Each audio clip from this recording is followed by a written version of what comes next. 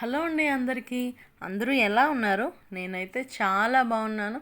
మీరందరూ కూడా బాగుండాలని ఆ దేవుడిని మనస్ఫూర్తిగా కోరుకుంటున్నాను. Welcome back to my channel happy family vlogs with Harsha.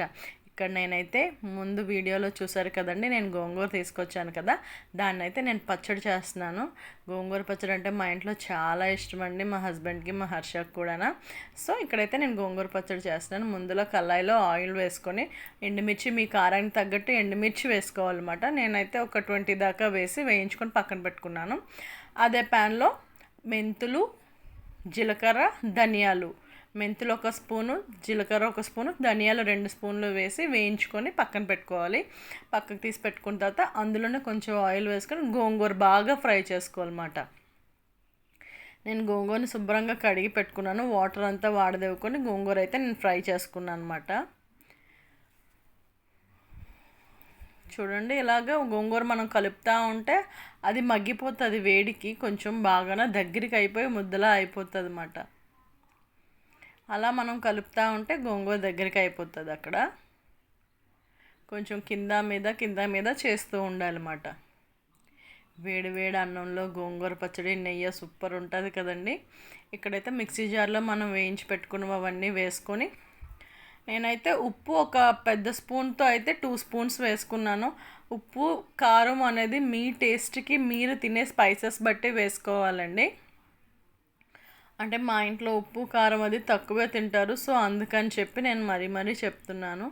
ఇక్కడ నేనైతే పెద్ద స్పూన్తో 2 స్పూన్స్ వేసుకున్నాను ఉప్పు అయితే వేసి. ఇప్పుడు దాన్ని మిక్సీ పట్టుకోవాలి. అలా ఫైన్గా మిక్సీ పట్టుకొని పక్కన పెట్టుకొని అందులోనే గోంగూర బాగా వేగిన తర్వాత చల్లారబెట్టుకొని అప్పుడు మనం మిక్సీ చేసుకోవాలి దాన్ని. గోంగూర చూసారా అలా ముద్దగా అయిపోయింది. కొంచెం బాగా వేగాలండి ఆయిల్లో. గోంగూర నుంచి వాటర్ రిలీజ్ చేస్తుంది కదా, ఆ వాటర్ అంతా పోయి దగ్గరికి అయిపోతుంది అన్నమాట గోంగూర.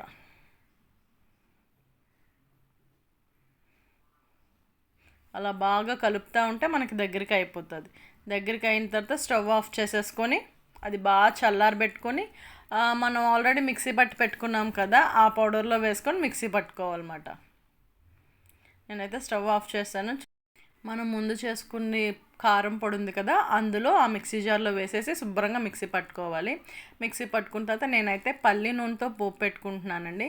ఎల్లుల్లిపాయలు, శనగపప్పు, మినపప్పు, ఆవాలు, జీలకర్ర, ఎండుమిర్చి కొంచెం వేసి, కరివేపాకు వేసుకోండి. ఉంటే నా దగ్గర తడిగా ఉందన్నమాట, వేయలేదు, అందుకని చెప్పి కడిగి ఆరబెట్టుకున్నాను.